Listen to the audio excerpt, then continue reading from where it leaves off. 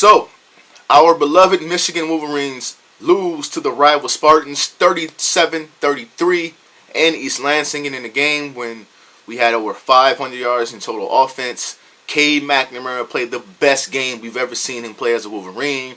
Dude was out there balling. Andrel Anthony, true freshman, showed that he is a dog at receiver, taking 193 yards and had another one J.J. McCarthy threw to him. Guys all over the guys were playing great. The running game wasn't great, but if you know Michigan was out rushing Michigan State going into the fourth quarter, which is odd. And somehow, some way in the fourth quarter, Michigan State got it together. Every single play in that fourth quarter that they needed to make, they made. I'm talking about touchdown. I'm talking about 2-point conversions. I'm talking about the interception. I'm talking about everything. Like especially after Michigan got a penalty or made a mistake. They hit on every one of those plays in their way to a comeback. Michigan once was up 30-14. I think that was midway through the third quarter, a little bit more than midway through the third quarter, and let the lead slip out of their hands. So you got to give it up to Michigan State Spartans. Kenneth Walker, the real deal at running back, with 5 touchdowns, which is crazy. A couple of those touchdowns, he got, Michigan doing something that they've done all season, but in this game, it really, really was a problem. And that's trying to substitute when you're on defense and the offense is not substituting. You just don't do that. You can't do that. Teams are going to run a hurry up, and it happened repeatedly in this game. Had Michigan off on their heels, wasn't lined up a lot, and yeah, man, you have to give all respect to the Michigan State Spartans, which I did. I went on social media right after the game, gave them the respect. Didn't blame anybody for the reason we lost. I just felt like didn't blame anybody in particular as the reason we lost. I just felt like they made the plays when plays were needed to be made. And Michigan, there's always something. I remember it was a play down the sideline. Andrel Anthony caught the ball, and his toes were on the white, and everything else wasn't. It was just one of those plays that went against us, man. And we played great offensively. Honestly, the running game wasn't that bad, but Michigan State clearly had a plan that we're not going to let these running backs win this football game, and they dominated the line of scrimmage on that side of the ball. Had so many people in the box, which is why Michigan threw for so many yards in that game. So yeah, man, like I said, man, give all credit to them. They won the game. Now that I got that out the way, there are some things that kind of irked me in the game. Mostly done by ourselves. Number one, Mike McDonald. This is the first game you've seen the difference between the NFL and college. The NFL, most teams will let you substitute if they're not substituting. You got some guys like Tom Brady, Aaron Rodgers, Russell Wilson, people like that. They looking at everything. They're looking at all things. So when you try to substitute, they'll try to hurry up and get that free 5 yards. In the NCAA, everybody runs an up-tempo offense at some point. So it was clear as day that Michigan State's plan was to tempo. It was very clear. And it worked. The problem with it was Michigan would play solid, okay defense before they substituted. And then once they substituted, guys are just so off. Like, don't know where they're lining up at. And it was big gain after big gain after big gain. And at some point, you have to go, okay, we're in the red zone. Let's just keep what we have out here until they make a substitution. Because obviously, when we do substitute, It's either a touchdown or a big game. I that was the, it was the first time I was confused at what Mike McDonald was doing. The first time, and maybe the only time all season it happens like this. They've done that all season, but no team has taken advantage of it. And I know teams are going to watch that on film, but I understand the adjustments are made, and I believe 1,000% Mike McDonald will get his substitution pattern ironed out. I believe he will. I believe that Harbaugh is not going to let that slide. As far as like, guys might be tired, or you might just have a rotation you want. But hey, we got who we got on the field. Let's just get the job done. And that's how I felt. Aiden Hutchinson and David Ojabo were monsters. Monsters.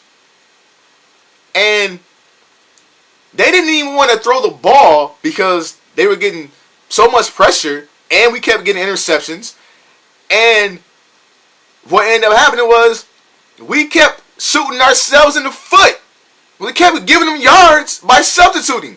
It was like, my God, like, stop, right? Stop. And yes, it pissed me off. But man, listen, it was a lot of things in that game that pissed me off. But that particularly irked my nerves because it was something that was covered up throughout the season that bit them in the butt, and it always bites you in the butt when you play your rivals. Your rivals are going to make sure they see everything. And obviously Michigan State came off a bye, so they got 2 weeks to prepare for this. So they obviously were studying the heck out of this pattern, this strategy you have on defense. And hey man, you gotta take that on the chin, go back to the drawing board and fix that. And I believe he will fix it. Number 2. We had the ball with a minute and change left, and we're moving the ball down the field. And it was the last possession, I believe. And no, second to last possession. And Josh Gaddis on a 3rd and 3. Obviously, it's 4 down territory. On a 3rd and 3, he decides to go for the touchdown on a fade route. See, there's play calling is a timing thing. It's all about when you call a play. It's not actually what is, sometimes it's what play you call, but it's also when you call the play. That play was not needed when we're moving the ball down the field 3rd and 3. We got 2 awesome running backs. Now I know that they've been stacking the box, but we're moving the ball down the field. We're moving.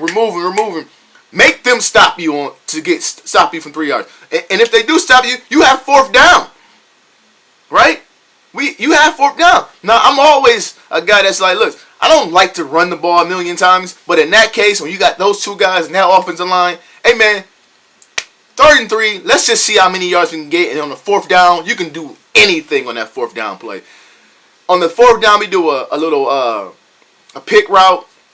Cornelius Johnson obviously got held, PI, but you cannot make the game be put in the hands of the refs. They obviously was not going to give you nothing in that game. They were not going to give you anything. So was I mad that they didn't call the? Yes, I was mad because it was come on, come on. Replay showed it was clear as day. He was held, but don't call the 3rd down play like that, and we wouldn't be in that position that we need that. And I didn't like that play call because you're hoping that he gets open over a pick. Just send 3 or 4 guys out. Eric All was dominating. I don't know if he was on the field at the time because he did limp off. The tight ends was open a lot, which is where that interception came from to end the game. Trying to throw it to a tight end. That was number 2. But last but not least, sack, fumble, touchdown in the end zone, wiped away because they say Peyton Thorne, the quarterback's shin was on the ground. Now, I've seen 1,000 still pictures of this shot. Fox, who didn't do a great job broadcasting this game, by the way. Fox, Gus Johnson, Joe Klatt. even Mike Pereira, who was a head of officiating in the NFL, all said there is no indisputable evidence that that was not a touchdown, a strip fumble touchdown. There's no way you see anything clear in that picture that showed you that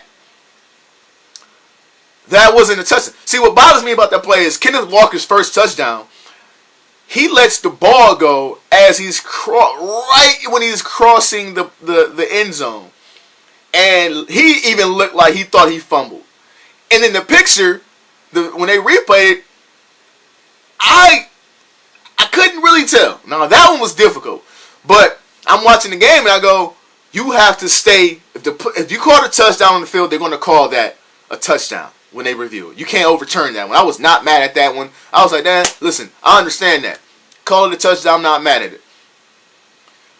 So when it came to this play, I just knew we were going to get 7 points. I'm like, yo, this is a touchdown. Like, there's no way. And not even just that. Not even his shin.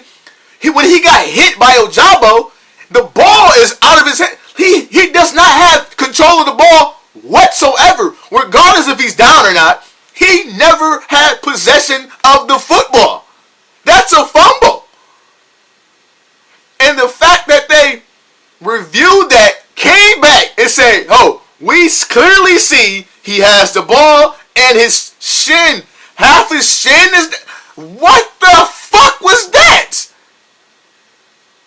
What the fuck was that? Hey, man. There's excuses and then there's reasons. And I'm not making an excuse, and I'm not saying this is the reason why we lost. But there's not a fan of the Spartans alive that can look me in the eye with a straight face on a lie detector hooked in him and tell me that that was the right call. No fucking way. But it's Michigan. It's going to happen. I expect it to happen. And it's fine. But those players worked their fucking ass off in that game. They played their fucking hearts out. Aiden Hutchinson, David Ojabo were getting after that offensive line. And you took a damn touchdown away from them because what the fuck were you looking at? Like, what the fuck were you looking at? That's what pisses me off about that game. I'm not mad that we lost the game. I never predicted us to go undefeated. Go watch my video before the season started. I never predicted us to go undefeated. I predicted us to win that game. But I never once predicted us to go undefeated. I got a lot of friends and family who thought Michigan was going to be ass this year. I'm the only one that stood up here and said, with conviction, and said this football team was a damn good football team. I'm not shocked that this team is as good as it is and that the college football playoff ranked us number 7. Didn't drop us much at all because they seen what we seen. Throughout most of that game, Michigan dominated. You can say what the fuck you want to say about Jim Harbaugh. But when it was up 30-14, you didn't have a problem that he was the football coach. That's for damn sure. Let's be real about it. Let's be real about it. I hate fans that act like, yo, 1 minute I'm cool with what we doing. The next minute we start losing, I'm jumping off the window. Yo, what?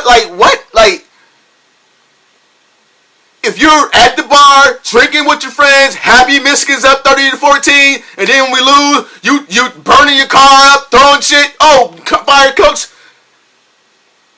Overreactionary people, man. Overreactionary people. But that's fine. Because half these people are Detroit Lions fans. So they've been through a lot of trauma already. I had to throw that jab in. Hey, man, look. This Saturday, under the lights, we got Indiana, Michigan. Go dominate them. Put an ass whooping on that school. And let's move on. Let's win out. I like the motive. I like the confidence by the players after that player-only meeting. Like Zach Zinter said, we're gonna win out. And you know what? You know what everybody's looking forward to? The end of this month. And I don't gotta tell you what I think is gonna happen in that game because I already posted the video about it. And I'm going to say it right here, right now. Timestamp it. Do whatever the fuck you want to do. Say what you want to say. Come at me in the comments if you really want to. I don't care. Michigan's going to win out. I'll see you after that. Peace.